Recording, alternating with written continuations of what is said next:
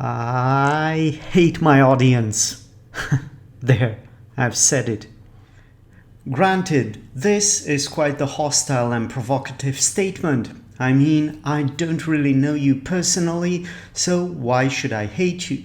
But please allow me to explain myself.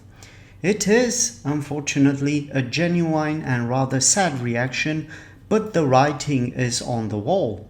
95% of you are new viewers to the channel, and most likely you will not turn a second glance at what I have to say, which is in fact the most discouraging aspect of this endeavor.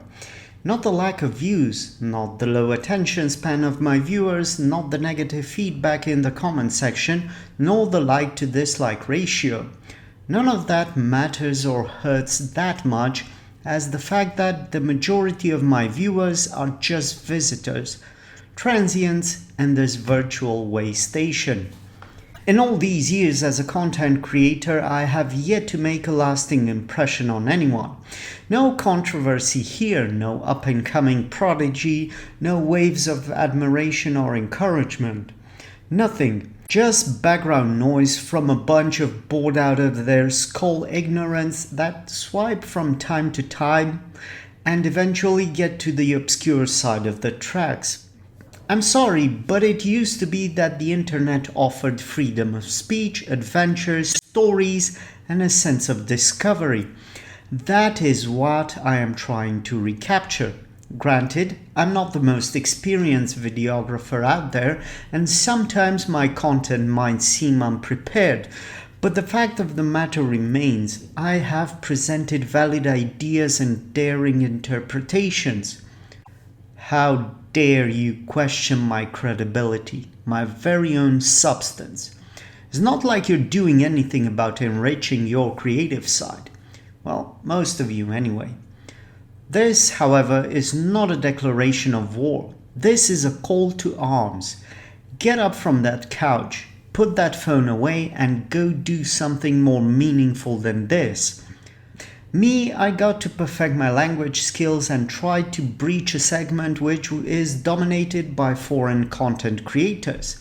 Few before me have succeeded to export content globally.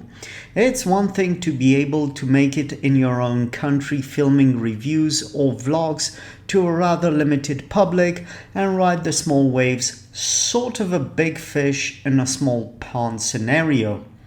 But it's a completely different matter to start playing in the big leagues, riding the big tsunami waves. I want the world stage. And I'm sure that everybody else wants that. But I don't want it just for myself or at the cost of my integrity. I want to bring you with me, whoever you might be. It's not about the likes, it's about the communication. It's about unity and acceptance. But I don't want to sound political at this point, so I will refrain from exploring this train of thought. Suffice to say that, on top of all these disappointments, I have also encountered a few attempts at fraud. It's not enough that I don't get views or that some of those views are just accidental engages caused by the algorithm. Even worse still, a few of you are under the impression that I was living under a rock all these years. Please refrain yourselves from offering to purchase my so-called gadgets. These are merely trinkets, and any suggestion otherwise is quite ridiculous and downright laughable. I'm in this for the long run. I'm not looking for the viral upload. I'm not trying to reinvent the rhubarb rap, and I'm not trying to emulate Mr. Beast. I'm not trying to be disrespectful. I get their field. I'm just more of a niche player, a more cerebral, intellectual creator. Well, I'm trying anyway. So where do we go from here? Do I continue to upload meaningless tripe about forgotten gadgets while you pretend to throw in the occasional view, maybe a like, knowing all too well you will never return to such a boring channel? On the other hand, I commit to creating meaningful and original content, whatever the subject may be, however sensitive or delicate the context.